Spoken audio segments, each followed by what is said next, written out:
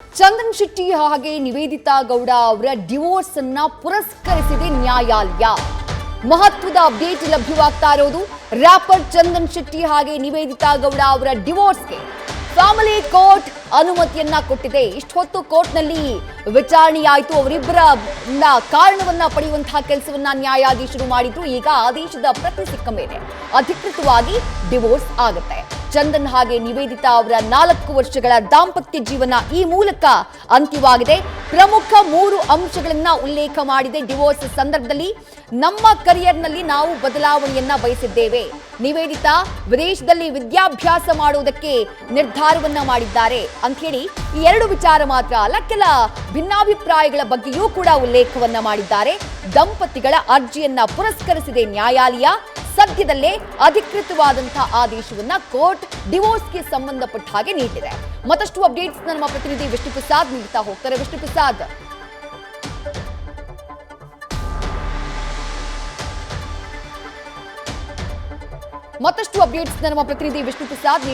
ವಿಷ್ಣು ಪ್ರಸಾದ್, ಒಂದು ಬಯಕೆ ಇತ್ತು ಅಭಿಮಾನಿಗಳದ್ದು. ಕೋರ್ಟ್ ಹೆಂಗೋ ಹೋಗಿದ್ದಾರೆ, ಅಲ್ಲಿ ಜೊತೆಯಾಗಿ ಕಾಣಿಸ್ಕೊಂಡಿದ್ದಾರೆ, ಹಾಗೆ ಜೊತೆಯಾಗಿ ಡಿವೋರ್ಸ್ ಪಡೆಯದೆ ವಾಪಸ್ ಬರ್ತಾರೋ ಏನು ಅನ್ನುವಂಥ ಒಂದು ಕುತೂಹಲ ಇತ್ತು. ಹಾಗಾಗಿಲ್ಲ, ಕೋರ್ಟ್ ಡಿವೋರ್ಸ್ಗೆ ಅನುಮತಿಯನ್ನ ಕೊಟ್ಟಿದೆ.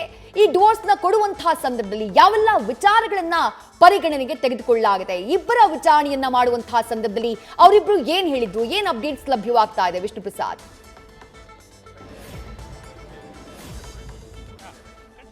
ವಿದೇಶಿ ಈ ವಿಚಾರಕ್ಕೆ ಸಂಬಂಧಪಟ್ಟಂತೆ ಅಭಿಮಾನಿಗಳ ಏನು ಅವರ ಆಸೆ ಏನಿತ್ತು ಅದು ನಿರಾಸೆ ಆಗಿದೆ ಅಂತ ಹೇಳ್ಬೋದು. ಯಾಕಂತಂದ್ರೆ ಇಬ್ಬರು ದಂಪತಿಗಳು ಅಧಿಕೃತವಾಗಿ ಡಿವೋರ್ಸ್ ಪಡೆದುಕೊಳ್ಳುವಂಥದ್ದು ಟೆಕ್ನಿಕಲಿ ಇವತ್ತು ಕಂಪ್ಲೀಟ್ ಆಗಿದೆ. ಯಾಕಂತಂದ್ರೆ ನಿನ್ನೆ ಈ ಒಂದು ಅರ್ಜಿ ಸಲ್ಲಿಸುವಂತಹ ಕೆಲಸವನ್ನ ನಿವೇದಿತಾ ಅವರು ಮತ್ತೆ ಚಂದನ್ ಶೆಟ್ಟಿ ಅವರು ಮಾಡಿದ್ರು. ಅದರಲ್ಲೂ ಪ್ರಮುಖವಾಗಿ ಕೌಟುಂಬಿಕ ಕಲಹ ಕಾಯ್ದೆ ಅಡಿಯಲ್ಲಿ ಅದರಲ್ಲೂ ಸೆಕ್ಷನ್ 13B ಯಲ್ಲಿ ಒಂದು ಅರ್ಜಿ ಸಲ್ಲಿಸುವಂತಹ ಕೆಲಸ ಆಗಿತ್ತು.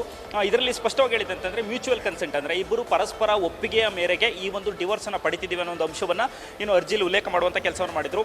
ಈ ಒಂದು ಅರ್ಜಿ ವಿಚಾರಣೆ ಬಂದಂತ ಸಂದರ್ಭದಲ್ಲಿ ಇವತ್ತು ಅಧಿಕೃತವಾಗಿ ಈ ಒಂದು ಅರ್ಜಿಗೆ ಸಂಬಂಧಪಟ್ಟಂತೆ ಅವ್ರನ್ನ ಅಂದ್ರೆ ಮೀಡಿಯೇಟರ್ ಮುಂದೆ ಕಳಿಸುವಂತಹ ಕೆಲಸವನ್ನ ನ್ಯಾಯಾಲಯ ನಿನ್ನೆ ಕೋರ್ಟ್ ಆದೇಶ ಮಾಡಿತ್ತು. ಅದರಂತೆ ಇವತ್ತು ಮೀಡಿಯೇಟರ್ ಮುಂದೆ ಹೋದಂತಹ ಸಂದರ್ಭದಲ್ಲಿ ಮೀಡಿಯೇಟರ್ ಆಗಿರುವಂತಹ ಅನಿತಾ ಅವ್ರ ಮುಂದೆ ಈ ಒಂದು ಮೀಡಿಯೇಷನ್ ಕೂಡ ನಡೆದಂತಹ ಸಂದರ್ಭದಲ್ಲಿ ಸ್ಪಷ್ಟವಾಗಿ ಅಂದ್ರೆ ಇಬ್ಬರು ಕೂಡ ಒಂದು ದಾಖಲೆಗಳನ್ನು ಸಮೇತ ಬಂದಿದ್ರು. ಜೊತೆಗೆ ಅಧಿಕೃತವಾಗಿ ಇಬ್ಬರು ಕೂಡ ಮ್ಯೂಚುವಲ್ ಕನ್ಸೆಂಟ್ ಒಂದು ಅಗ್ರಿಮೆಂಟ್ ಕೂಡ ಮಾಡ್ಕೊಂಡು ಬಂದಿದ್ರು ಅನ್ನೋ ಮಾಹಿತಿ ಕೂಡ ಲಭ್ಯ ಆಗ್ತಿರುವಂಥದ್ದು.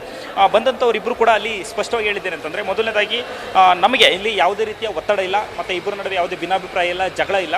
ಅಂದ್ರೆ ಭಿನ್ನಾಭಿಪ್ರಾಯ ಇರೋದು ಕೂಡ ಸಣ್ಣ ಪುಟ್ಟ ವಿಚಾರಗಳಿಗೆ ಸಂಬಂಧಪಟ್ಟಂತೆ ಜಗಳ ಇಲ್ಲ.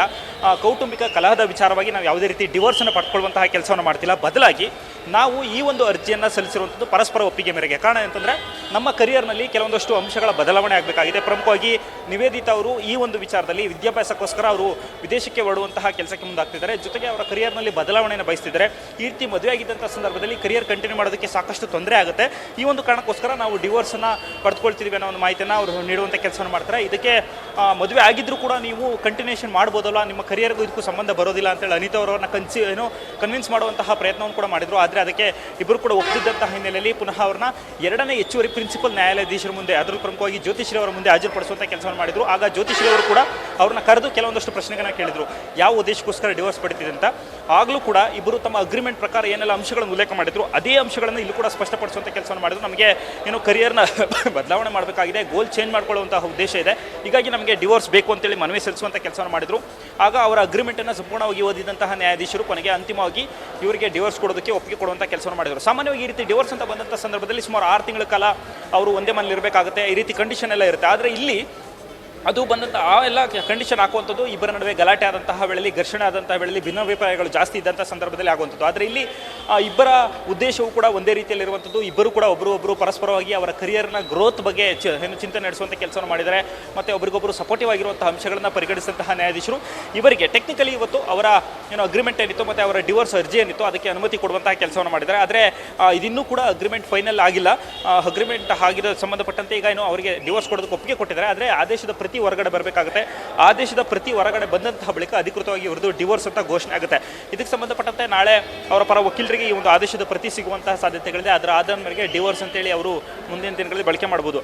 ಇನ್ನು ಈ ವಿಚಾರಕ್ಕೆ ಇಬ್ಬರು ಕೂಡ ಅವರೇನು ಅಗ್ರಿಮೆಂಟ್ ಮಾಡಿದ್ರು, ಕೋರ್ಟ್ ಕೂಡ ಈ ವಿಚಾರಕ್ಕೆ ಸಂಬಂಧಪಟ್ಟಂತೆ ಸ್ಪಷ್ಟವಾಗಿ ದಾಖಲೆಗಳನ್ನು ದಾಖಲಿಸುವಂಥ ಕೆಲಸವನ್ನು ಮಾಡ್ತು ಮತ್ತು ಇವರಿಬ್ಬರ ಹೇಳಿಕೆಯನ್ನು ದಾಖಲಿಸಿಕೊಳ್ತು. ಅದಕ್ಕೆ ಇಬ್ಬರು ಕೂಡ ಪರಸ್ಪರ ಒಪ್ಪಿಗೆ ಮಾಡಿ ಸಹಿ ಹಾಕಿ ಹೊರಡುವಂತಹ ಕೆಲಸವನ್ನು ಮಾಡಿದ್ದಾರೆ. ಈ ಮೂಲಕ ಇನ್ನು ಅಂತಿಮ ಆದೇಶ ಒಂದು ಬರಬೇಕಾಗಿರುವಂಥದ್ದು, ಅಂದರೆ ಆದೇಶದ ಪ್ರತಿ ಹೊರಗೆ ಬರಬೇಕಾಗುತ್ತೆ. ಅದರ ಬಳಿಕ ಇವರು ಅಧಿಕೃತವಾಗಿ ಡಿವೋರ್ಸ್ ಆಗಿದ್ದಾರೆ ಅನ್ನುವಂಥದ್ದು ಕ್ಲಾರಿಟಿ ಸಿಗುತ್ತೆ ವಿದ್ಯಾಶ್ರೀ.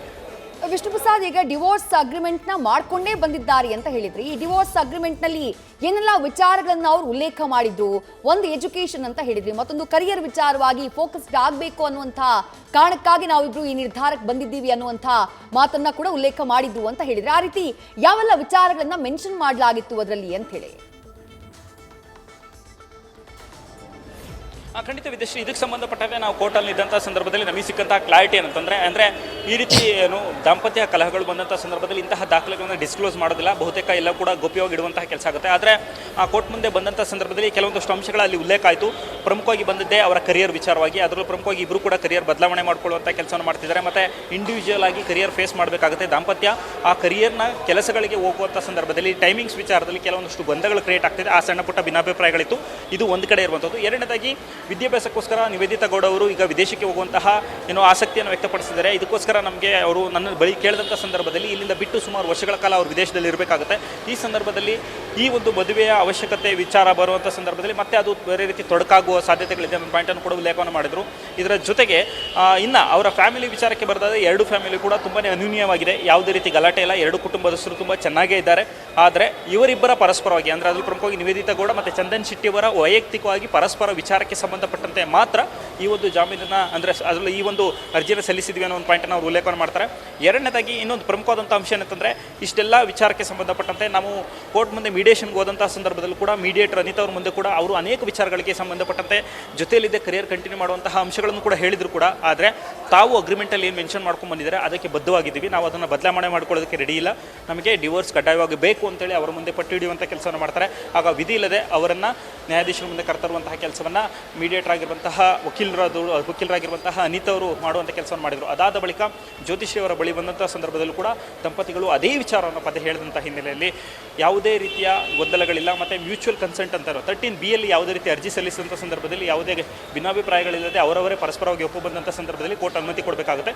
ಅದರಂತೆ ಈಗ ಅವರಿಬ್ಬರ ಡಿವೋರ್ಸ್ಗೆ ಅನುಮತಿ ನೀಡುವಂಥ ಕೆಲಸ ಆಗಿದೆ. ವಿದೇಶಿ ವಿಷ್ಣು ಪ್ರಸಾದ್, ನೀವಾಗಲೇ ಉಲ್ಲೇಖ ಮಾಡ್ತಾ ಇದ್ರಿ, ಯೂಶುವಲ್ ಆಗಿ ಕೆಲ ವಿಚ್ಛೇದನ ಪ್ರಕರಣಗಳಲ್ಲಿ ಸಮಯವನ್ನ ಕೊಡ್ಲಾಗತ್ತೆ ಅಂತ ಹೇಳಿ, 6 ತಿಂಗಳಿರಬಹುದು ಅಥವಾ ಅದಕ್ಕಿಂತ ಹೆಚ್ಚಿನ ಸಮಯ ಇರಬಹುದು ಅಂತ ಹೇಳಿ. ಬಟ್ ಇಲ್ಲ, ಹಾಗಾಗಿಲ್ಲ. ನೀವು ಹೇಳಿದ ಹಾಗೆ ನಿನ್ನೆ ಅರ್ಜಿಯನ್ನ ಸಲ್ಲಿಕೆ ಮಾಡಲಾಗುತ್ತೆ. 13B ಅಡಿ ಇವತ್ತು ಡಿವೋರ್ಸ್ ಅನ್ನ ಪಡ್ಕೊಂಡಿದ್ದಾರೆ. ಇದ್ರ ಬಗ್ಗೆ ವಿವರಣೆಯನ್ನ ನೀಡಬಹುದಾ ಅಂತ ಹೇಳಿ ವಿಷ್ಣು ಪ್ರಸಾದ್? ಖಂಡಿತ ವಿದೇಶಿ, ಯಾಕಂತಂದರೆ ಸಾಮಾನ್ಯವಾಗಿ ಈಗ ಅದರಲ್ಲೂ ಪ್ರಮುಖವಾಗಿ ವಿಚ್ಛೇದನ ಕಾಯ್ದೆ ಅಡಿಯಲ್ಲಿ ನೋಡ್ತಾ ಹೋದಂಥ ಸಂದರ್ಭದಲ್ಲಿ ಈ 13B ಯಲ್ಲಿ ಅರ್ಜಿ ಸಲ್ಲಿಸುವಂಥದ್ದು ಇಬ್ಬರು ಪರಸ್ಪರ ಒಪ್ಪಿದಂತಹ ಬಳಿಕ ಮಾತ್ರ. ಆದರೆ ಈ ಒಂದು ಪ್ರಕರಣದಲ್ಲಿ ಅವರಿಗೆ ಆ ಒಂದು ಅರ್ಜಿಯನ್ನು, ಆ ಪಾಯಿಂಟನ್ನು ಉಲ್ಲೇಖವನ್ನು ಮಾಡಿಕೊಳ್ಳುವಂಥ ಕೆಲಸ ಆಗಿದೆ. ಸಾಮಾನ್ಯವಾಗಿ ಈಗ ವಿಚ್ಛೇದನ ಅಂತ ಬಂದಂಥ ಸಂದರ್ಭದಲ್ಲಿ ಒಂದು ಕಡೆ ಗಂಡ ಹೆಂಡತಿಯ ನಡುವೆ ಭಿನ್ನಾಭಿಪ್ರಾಯಗಳು ಬಂದಂಥ ಸಂದರ್ಭದಲ್ಲಿ, ಜೊತೆಗೆ ಫ್ಯಾಮಿಲಿ ಕುಟುಂಬಸ್ಥರು ಹೊಂದಾಣಿಕೆ ಆಗದಿದ್ದಂಥ ಸಂದರ್ಭದಲ್ಲಿ ಕೆಲವೊಂದಷ್ಟು ಮಂದಿ ಅನುಮಾನದ ಆಧಾರದ ಮೇರೆಗೆ ಕೂಡ ಈ ಡಿವೋರ್ಸ್ ಅಪ್ಲಿಕೇಶನ್ ಹಾಕುವಂಥ ಕೆಲಸವನ್ನು ಮಾಡ್ತಾರೆ. ಇಂತಹ ಸಂದರ್ಭದಲ್ಲಿ ಕೋರ್ಟ್ ಸಾಮಾನ್ಯವಾಗಿ ಆರ್ಬಿಟ್ರೇಟರ್ ಮೂಲಕ, ಅಂದರೆ ಮಧ್ಯಸ್ಥಿಕೆ ಮೂಲಕ ಅದನ್ನು ಅವ್ರನ್ನ ತಿದ್ದುವಂತಹ ಪ್ರಯತ್ನವನ್ನು ಕೂಡ ಮಾಡ್ತಾರೆ. ಮತ್ತು ಸಣ್ಣ ಪುಟ್ಟ ವಿಚಾರಗಳಿಗೆ ಆಗುವಂತಹ ಗೊಂದಲಗಳನ್ನು ತಡೆಯುವಂತಹ ಕೆಲಸವನ್ನು ಕೂಡ ಕೋರ್ಟ್ ಮಾಡುತ್ತೆ. ಯಾಕಂತಂದರೆ ಬಂದಂಥ ಸಂದರ್ಭದಲ್ಲಿ ತರಾತುರಿಯಲ್ಲಿ ಯಾರಿಗೂ ಕೂಡ ಜಾಮೀನು ಅಂದರೆ ಡಿವೋರ್ಸ್ ಕೊಡುವಂತಹ ಕೆಲಸವನ್ನು ಕೋರ್ಟ್ ಮಾಡಲ್ಲ. ಬಂದಂತಹ ವೇಳೆಯಲ್ಲಿ ಅವರಿಗೆ ಮೊದಲನೇ ಹಂತದಲ್ಲೇ ಕೂಡ ಅವರ ಒಂದು ಮಾಡುವಂತಹ ಪ್ರಯತ್ನಕ್ಕೆ ಕೋರ್ಟ್ ಸಾಕಷ್ಟು ಒತ್ತು ಕೊಡುವಂಥ ಕೆಲಸವನ್ನು ಮಾಡುತ್ತೆ. ಇದಕ್ಕೋಸ್ಕರ ಇರುವಂಥದ್ದು ಆರ್ಬಿಟ್ರೇಟ್ ವರ್ಕ್ ಇರುವಂಥದ್ದು. ಇದು ಆರ್ಬಿಟ್ರೇಟರ್ ಮತ್ತು ಕನ್ಸಲೇಷನ್ ಆ್ಯಕ್ಟ್ ಅಡಿಯಲ್ಲಿ ಒಂದು ಕೆಲಸ ನಡೀತದೆ. ಆದರೆ ಇದಕ್ಕೂ ಕೂಡ ಒಪ್ಪದೆ ದಂಪತಿಗಳು ಇನ್ನು ನಾವು ಡಿವೋರ್ಸ್ ಬೇಕೇ ಬೇಕು ಅಂತ ಹಠ ಹಿಡಿದಂಥ ಸಂದರ್ಭದಲ್ಲಿ ಅವರು ಯಾವ ಕಾರಣಕ್ಕೋಸ್ಕರ ಡಿವೋರ್ಸ್ ಕೇಳ್ತಿದ್ದಾರೆ ಅನ್ನೋ ಪಾಯಿಂಟನ್ನು ಕೂಡ ಇಲ್ಲಿ ಕೋರ್ಟ್ ಪರಿಗಣಿಸುವಂಥ ಕೆಲಸವನ್ನು ಮಾಡುತ್ತೆ. ಆ ಪರಿಗಣಿಕೆ ಮಾಡುವಂಥ ಸಂದರ್ಭದಲ್ಲಿ ಅವರ ಇಬ್ಬರ ನಡುವೆ ಯಾವುದಾದ್ರು ಸಣ್ಣ ಪುಟ್ಟ ಘರ್ಷಣೆಗಳಿಗೋಸ್ಕರ, ಅನುಮಾನಕ್ಕೋಸ್ಕರ ಮತ್ತು ಯಾವುದಾದ್ರು ಫ್ಯಾಮಿಲಿ ವಿಚಾರಕ್ಕೆ ಸಂಬಂಧಪಟ್ಟಂತೆ ಬೇರೆ ಮೂರನೇ ವ್ಯಕ್ತಿ ಎಂಟ್ರಿಯಿಂದ ಆಗುವಂತಹ ಘರ್ಷಣೆಗಳೇನಿದೆ, ಇಂತಹ ಸಂದರ್ಭದಲ್ಲಿ ಕೋರ್ಟ್ ಅವರಿಗೆ ಇದು ಬದಲಾಗುವ ಸಾಧ್ಯತೆಗಳಿರುತ್ತೆ. ಅಂದರೆ ದಂಪತಿಗಳ ನಡುವೆ ಆಗಿರುವಂತಹ ಭಿನ್ನಾಭಿಪ್ರಾಯ ಶಾರ್ಟ್ ಟೈಮಲ್ಲಿ, ಅಂದರೆ ಕೋಪದಲ್ಲಿ ಈ ಒಂದು ಕೆಲಸಕ್ಕೆ ಕೈ ಹಾಕಿದ್ದಾರೆ, ಇದನ್ನು ಸ್ವಲ್ಪ ದಿನ ಆದಮೇಲೆ ಅವರು ಬದಲಾಗ್ಬೋದು ಅನ್ನೋ ಒಂದು ಕಾರಣಕ್ಕೋಸ್ಕರ ಅವರಿಗೆ ಸುಮಾರು 6 ತಿಂಗಳು, ನಾರ್ಮಲಿ ಇದೊಂದು ಕೂಡ ಕಾನೂನು ಅಡಿಯಲ್ಲಿ ಬರುವಂಥದ್ದು, 6 ತಿಂಗಳು ಮತ್ತು 1 ವರ್ಷಗಳ ಕಾಲ ಅವಕಾಶ ಕೊಡುವಂಥ ಕೆಲಸವನ್ನು ಮಾಡುತ್ತೆ. 6 ತಿಂಗಳು 1 ವರ್ಷಗಳ ಕಾಲ ದಂಪತಿಗಳು ಒಂದೇ ಮನೆಯಲ್ಲಿ ಇರಬೇಕಾಗುತ್ತೆ. ಮತ್ತು ಅವರಿಬ್ಬರ ನಡುವೆ ಆ ಸಂದರ್ಭದಲ್ಲಿ ಯಾವುದೇ ರೀತಿ ಭಿನ್ನಾಭಿಪ್ರಾಯ ಬರದಲೇ ನಾವಿಬ್ಬರು ಒಂದಾಗ್ತೀವಿ ಅಂತೇಳಿ ಅವ್ರ ಮನಸ್ಸು ಬದಲಾಯಿಸಿಕೊಂಡು ಬಂದು ಅರ್ಜಿನ ವಾಪಸ್ ತೊಳೆಯೋದಕ್ಕೂ ಕೂಡ ತೆಗೆದುಕೊಳ್ಳೋದಕ್ಕೆ ಅವಕಾಶ ಇರುವಂಥದ್ದು. ಒಂದು ವೇಳೆ 6 ತಿಂಗಳು ಜೊತೆಯಲ್ಲಿದ್ದರೂ ಕೂಡ ಅವ್ರು ಯಾವುದೇ ರೀತಿ ಬದಲಾವಣೆ ಇಲ್ಲ, ಅದೇ ರೀತಿಯ ಗಲಾಟೆ ಕಂಟಿನ್ಯೂಷನ್ ಆಗ್ತಿದೆ, ನಾವು ಅವ್ರ ಜೊತೆ ಬಾಳೋದಕ್ಕೆ ಸಾಧ್ಯ ಇಲ್ಲ ಅಂತ ಬಂದಂಥ ಸಂದರ್ಭದಲ್ಲಿ ಆ ನಂತರ ಕೋರ್ಟ್ ಇವರ ಡಿವೋರ್ಸನ್ನು ಪರಿಗಣನೆಗೆ ತೆಗೆದುಕೊಳ್ಳುವಂಥ ಕೆಲಸವನ್ನು ಮಾಡುತ್ತೆ. ಆದರೆ ಈ ಪೀರಿಯಡ್ ಆಫ್ ಟೈಮಲ್ಲಿ ಎರಡು ಕಡೆ ಅರ್ಜಿದಾರರು ಕೂಡ, ಅಂದರೆ ಯಾವಾಗ ಈ ರೀತಿ ಬದಲಾವಣೆ ಆಗಲ್ಲ ಅಂತ ಪುನಃ ವಾಪಸ್ ಬರ್ತಾರೆ, ಆಗ ಎರಡು ಕಡೆ ವಕೀಲರು ವಾದವನ್ನು ಮಂಡಿಸುವಂಥ ಕೆಲಸವನ್ನು ಮಾಡ್ತಾರೆ. ಇಲ್ಲಿ ಕಾಂಪನ್ಸೇಷನ್ ಕೊಡಬೇಕಾ ಬೇಡವಾ ಅನ್ನೋ ಒಂದು ವಿಚಾರಕ್ಕೆ ಸಂಬಂಧಪಟ್ಟಂಗೆ ಟ್ರಯಲ್ ನಡೆಯುತ್ತೆ. ಅದಾದ ನಂತರ ಕೋರ್ಟ್ ಈ ಒಂದು ಆದೇಶವನ್ನು ನೀಡೋದಕ್ಕೆ ಸಾಮಾನ್ಯವಾಗಿ ನಡೆಯುವಂತಹ ಪ್ರಕ್ರಿಯೆ. ಆದರೆ 13B ಯಲ್ಲಿ ಅರ್ಜಿ ಸಲ್ಲಿಸಿದಂಥ ಸಂದರ್ಭದಲ್ಲಿ ಇಬ್ಬರು ದಂಪತಿಗಳು ಪರಸ್ಪರ ಒಪ್ಪಿ ತಾವೇ ಈ ಒಂದು ದಂಪತ್ಯಕ್ಕೆ ಇಲ್ಲಿಂದ ತಡೆಯನ್ನು ನಿಲ್ಲಿಸುವಂಥ ಕೆಲಸವನ್ನು ಮಾಡ್ತೀವಿ, ನಮ್ಮಿಬ್ಬರು ಕೂಡ ಜೊತೆಲಿ ಬಾಳೋದಕ್ಕೆ ಅವಕಾಶ ಇಲ್ಲ. ಕಾರಣ ಏನಂತಂದರೆ ನಮಗೆ ಒಂದಷ್ಟು ಕರಿಯರ್ ಕೆಲಸಗಳು ಅಂದರೆ ವೈಯಕ್ತಿಕವಾಗಿ ಇಬ್ಬರು ಒಪ್ಪುವಂಥದ್ದು, ಅಂದರೆ ಯಾವುದೇ ರೀತಿಯ ಒಬ್ಬರ ಮೇಲೆ ಒಬ್ಬರು ಒತ್ತಡ ಇಲ್ಲದೆ, ಅಂದರೆ ಯಾರು ಕೂಡ ಒಬ್ರಿಗೊಬ್ಬರು ಪ್ರೆಷರ್ ಮಾಡಿ ಕ್ರಮ ಕೈಗೊಳ್ಳದಂತೆ ಈ ರೀತಿ ಕ್ರಮ ನಮಗೆ ಡಿವೋರ್ಸ್ ತಗೊಳ್ಬೇಕು ಅಂತೇಳಿ ಒತ್ತಡ ಮಾಡುವಂಥದ್ದು ಯಾವುದು ಇಲ್ಲದಿದ್ದಂಥ ಸಂದರ್ಭದಲ್ಲಿ ಕೋರ್ಟ್ ತಕ್ಷಣವೇ ಕೂಡ ಅರ್ಜಿಯನ್ನು ಮಾನ್ಯ ಮಾಡೋದಕ್ಕೆ ಅವಕಾಶ ಇರುವಂಥದ್ದು. ಅದರಂತೆ ಈ ಅರ್ಜಿ ಈಗ ಬರುವಂಥದ್ದು ಇಬ್ಬರು ಕೂಡ ಅವರ ಪರ್ಸನಲ್ ಆಗಿ ಅಂದರೆ ಕರಿಯರ್ ಗೋಲ್ ಇರ್ಬೋದು, ಅವರ ಎಜುಕೇಷನ್ ಇರ್ಬೋದು, ಒಳ್ಳೆಯ ಉದ್ದೇಶಕ್ಕೋಸ್ಕರ ಈ ಒಂದು ಮನವಿಯನ್ನು ಸಲ್ಲಿಸುವಂಥ ಕೆಲಸವನ್ನು ಮಾಡಿದರೆ ಈ ಮನವಿಯನ್ನು ಈಗ ಕೋರ್ಟ್ ಪುರಸ್ಕರಿಸಿದೆ ಅಂತ ಹೇಳ್ಬೋದು. ವಿದೇಶಿ ಥ್ಯಾಂಕ್ ಯು ವಿಷ್ಣು ಪ್ರಸಾದ್ ತಮ್ಮೆಲ್ಲ ಡೀಟೇಲ್ಸ್ಗೆ. ನ್ಯೂಸ್ ಫಸ್ಟ್ ನಿರ್ಭೀತಿಯಿಂದ ನಿಮ್ಮ ಪರವಾಗಿ.